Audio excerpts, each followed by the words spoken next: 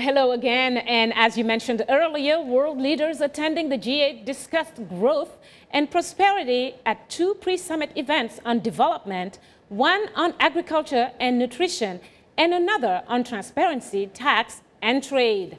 Last year's summit, hosted by U.S. President Barack Obama, focused on building new alliances on food security with African leaders and the private sector as part of an effort to lift 50 million people out of poverty over the next decade.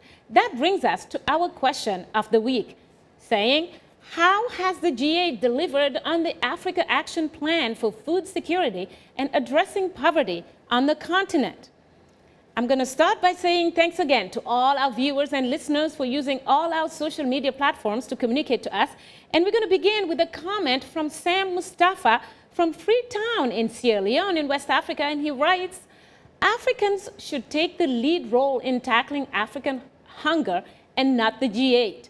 Our leaders should pay more attention to agriculture and start allocating at least 10% of their national budget to the sector as stipulated by the Comprehensive Africa Agriculture Development Program, also known as CAADP.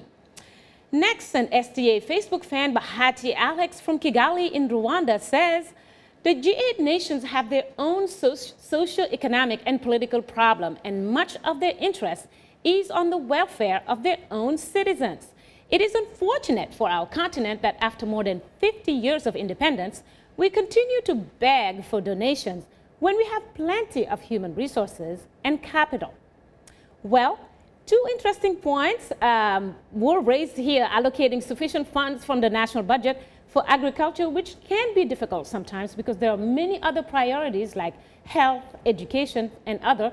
The second point has to do with the fact that the G8 countries also face a number of issues in their respective nations. And those are the priorities, whether the rest of the world wants to hear it or not. Thank you, Mariama. Well, let me get your thoughts on this, about the issue to do with hunger. It seems as though it's such a difficult thing to eradicate or to solve, despite Africa's known abundance of, agricultural space to be so productive. And the G8 did, in 2009, commit $22 million for food security. That commitment wasn't really met. What are the issues in terms of fighting hunger in Africa? And maybe you can start with the G8 responsibility, okay. And then maybe you can answer the question that the writer also mentioned about why isn't Africa capable of doing it for itself? Well, of that $22 billion commitment that was made by the G8 several years ago, the U.S. portion is about $3.2 billion. And this is really a flagship initiative of the Obama administration. I personally think it's going to take time before we really see the results. The Obama administration is committed to lifting 50 million people out of poverty and improving food productivity, improving the enhancements in yields of seeds. But that's not done overnight. So I think, we have to give it time. But I certainly agree with Sam from Sierra Leone, who said that African governments have to commit to 10% of their budgets investing in agriculture through CAADP. And I think it has to be a partnership. The G8, the U.S. doing its share, but African governments doing its share or more. But Whitney, but how do you do that when there are so many other priorities? Like I said earlier, it could be health, it could be education, it could be science. How do you actually do that? How do you come up with and allocate 10% of your budget to agriculture?